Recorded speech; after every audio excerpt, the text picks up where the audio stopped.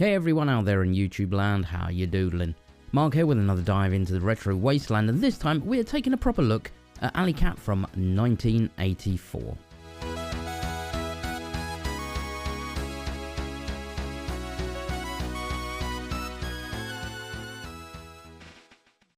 So a while back I reviewed Alleycat with a K on the Commodore 64, and in that video I mentioned another game, Alleycat with a C, but quickly dismissed it as terrible.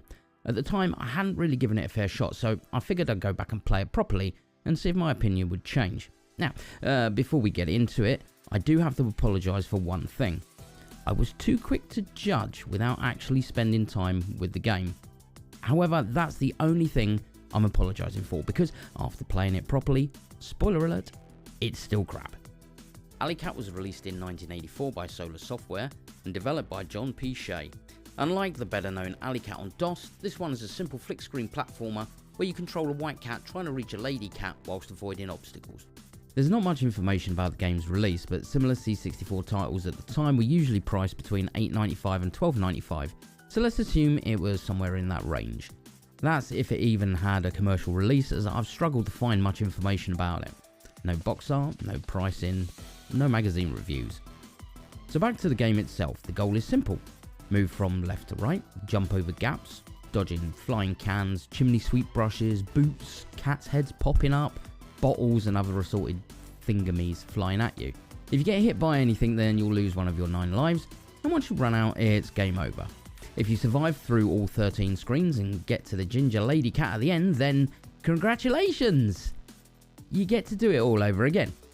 That's it. No end screen as such, no writing saying, well done, now go reclaim your sanity, no new levels, no changes, just the same frustrating sequences over and over. Now, let's talk about the jumping mechanics, because they are the main part to this game, and they are bloody awful. The jump arc is certainly something. The first half of the jump is a lovely arc, as you would expect, then halfway across the cat literally plummets back to earth like a brick, and due to this you have to be exactly bang on to clear obstacles. There's no room for error, no flexibility, and your timing has to be absolutely perfect, which makes everything unnecessarily frustrating. And while we're on the topic of things that don't work well, or at all, let's talk about the sound, or more accurately the lack of sound. There's basically nothing going on in terms of audio, no background music, no title music, and no real sound effects except the odd mew or bleep. It's like they didn't even bother. The sound that's there is minimal at best, and it certainly doesn't do anything to improve the experience. In a game like this, a good soundtrack or even a few sound effects could have helped make it feel a little less empty, but no, it's just silent frustration. Aside from the terrible jumping and lack of sound, the game is just painfully repetitive. You get a bonus counting down from 300, so the faster you complete the level, the higher score, and there's a slight variation in screens, but no sense of progress, just the same dull sequence over and over. The background's nice enough with the crescent moon and a few stars, but the obstacles feel randomly timed at times, making things more frustrating than challenging.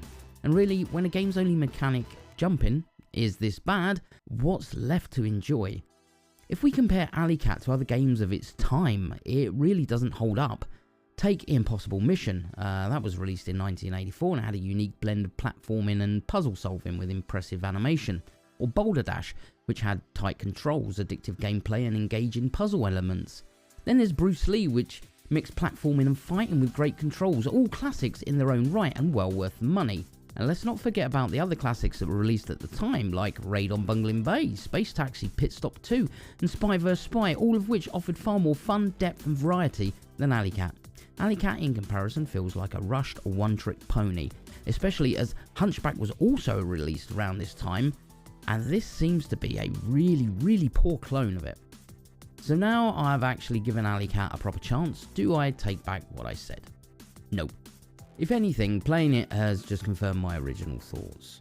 The only thing I regret, other than spending several hours playing this, is judging it too quickly without giving it a fair try, but after playing it properly, I can confidently say it's a steaming turd. If you want a very similar game without the terrible bits, you're better off with the classic that is Hunchback from Ocean Software, or even Purple Turtles by Quicksilver. Would I recommend it? No. Would I ever play it again? No. I value my sanity, but hey, at least now I can say I suffered through it so you don't have to. And there we have it.